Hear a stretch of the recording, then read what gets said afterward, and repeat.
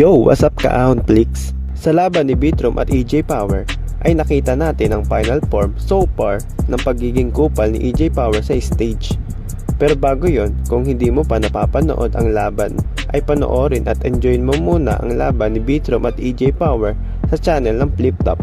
Kung ngayon mo lang napanood si EJ Power, ay talagang magugulat ka sa estilo niya na sobrang dark humor, kaya kung hindi ka sanay na makarinig ng mga ganong linya, ay talagang mapapatakip ka na lang ng tenga. May ibang fans na naabutan at nakilala yung Joker era or Bane ng Flip Top era ni EJ Power. Ang ibang bagong fans o casual viewer lang ay nakilala naman ngayon si EJ Power as a couple mode na battle MC. Pero hindi lang yan ngayon dahil simula pa lang ng debut battle nito ay talagang ganito na talaga lumetra si EJ Power. Sa video na ito ay kinompile ko ang mga dark humor lines o bars ni EJ Power simula nang mag-debut siya sa Flip Top. Unahin na natin dito yung opener niya sa kanyang recent battle versus Bitrom. Dinamay niya nga si Looney at sinabihan pa nito na mamamatay na. Isang line nga lang ni EJ Power ang kinuha ko versus Bitrom, pero all 3 rounds nga ay lumalabas ang sungay ni EJ habang nag-i-spit. Pinatunayan niya nga na siya ang pinakademonyo mag-rap at hindi si Apok. Alam nyo ba kung ba't sa ahon pinabalik na naman ako mga pre? Wala si Looney mamamatay na kasi.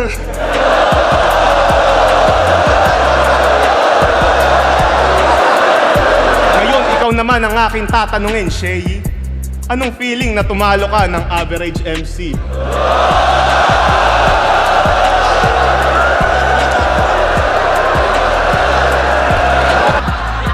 Gago, hindi ako natatakot sa'yo kahit magsumbong ka pa sa tatay mong bouncer, mga oranggutan na long hair.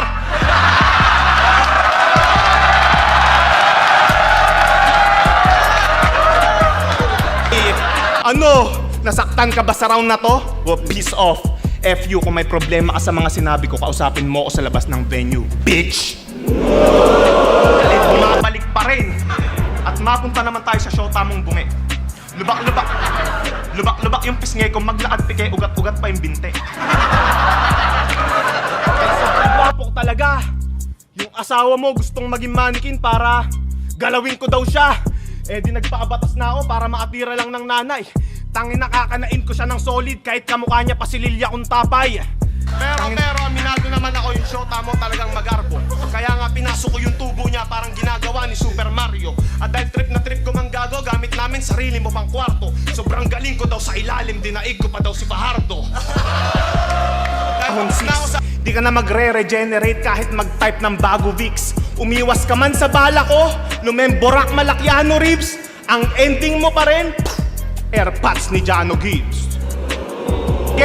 Pagbibigyan kita dyan sa trip mong pahabaan. Tatagalan ko pa ng tatagalan hanggang tong matandang tagahawak ng mic mamatay na pagtapos natin maglaban. Tagalan nyo pa!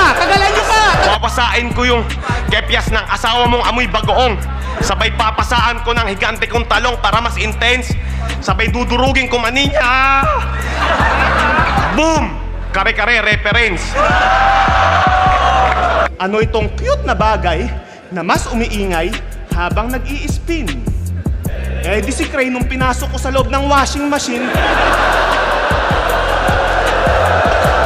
Sikat ka na pero di ka pa rin sinasali sa Family Feud. Kasi wala kang family, dude. Eto na yung sasalpa sa kultura. Eto na yung hinaharap nyo. Hoy, ipapaalala ko lang bro, pinapatay ka lang ng mga squatting na pinapatay ko.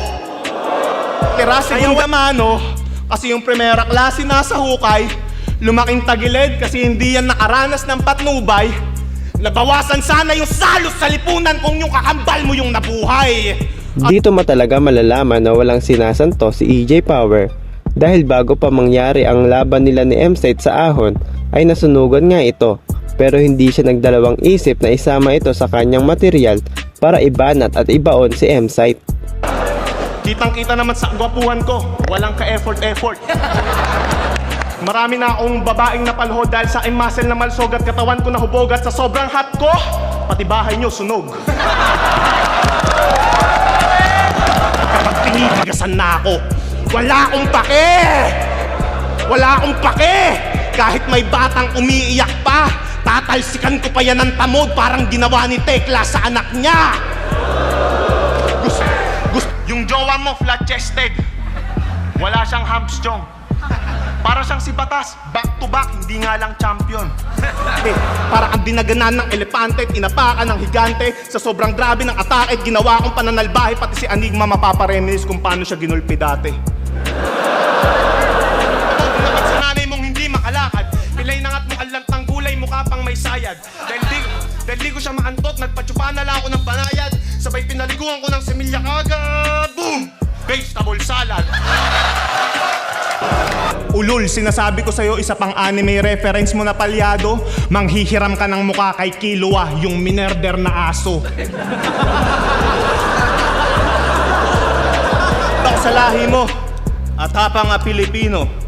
Isipin nyo, para lang makapasok sa school, sumasakay pa yan ng ipo-ipo. 10 years ago na itong battle na ito versus Jonas. Pero pag naririnig ko ulit yung bar na ito, ay iba pa rin talaga yung impact sa akin ng linya dahil sobrang brutal. Puta, dahil alam naman nating lahat na pag sumasapit ang 6, lahat ng butike humahalik sa lupa. Kaya ano, wasak, 3-0 na ang aking standing mga sir. 3 na nalalaglag ko parang anak ni Robin at Mariel. Tuluyan ng matapos paghihirap mong putang ina ka. Bibiratin ko na lang esophagus mo nang tuluyan ka ng malagutan ng hininga. Oh, kasi iba trip niyan kapag palo. Malalaman mong nang bababae yan pag may nakita ang lipstick sa kamao.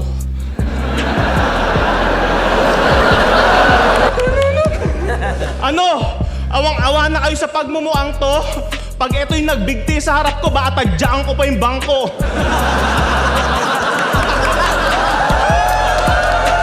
Mas delikado pag narinde. Sa paglaban mo sa akin, parang nagpakamatay ka lang din pre. Dahil pag tinanong nyo ko ng WhatsApp, makikita nyo si Rich Flow nakabigte. Rang sa katawan, para may pulutan na tayo. Ngayon naranasan mo ang kabrutalan ko na todo. Mali kayo ng eksena na pinasok. Hindi to battle rap mga bobo. Minerder ko na tong aso on cam. Ito ay pelikulang oro. Diba pinagmamalaki mo pa palagi na pinag-aral mo si ate? Kung bubugbugin mo lang din pala siya, sana pinag-aral mo na rin ng karate. Pero isang araw nagpunta sa amin si Lovely. Umiiyak. Halatang may heartache siya. Total, si Mr. Right naman ako eh. Dinilagyan ko ng icing yung ibabaw ng cupcake. Kaya binigyan ko siya ng magandang posisyon. Tayo, higa, may patuwad-tuwad pa. Kakalabas-pasok ng ATM ko sa kanya. Ayun, nakaluwag-luwag siya. Pagkatapos noon, itatali ko yung 2 binti ni compadres. Sabay babaliin ko yung likod. Pilita Orales. Kaya kung usapang dark humor lang, hindi uubra yung pang bonjing mong dating dahil mas pangit pa yung gagawin ko sa'yo kaysa sa anak ni Bossing at Pauline. Kung gusto niyo pang mapanood yung mga malalang linya ni EJ Power sa laban na ito, ay panoorin niyo ulit ang full video ng laban nila ni Shay. Walang katapusang dark humor meron sa 3 rounds ni EJ Power sa laban na ito.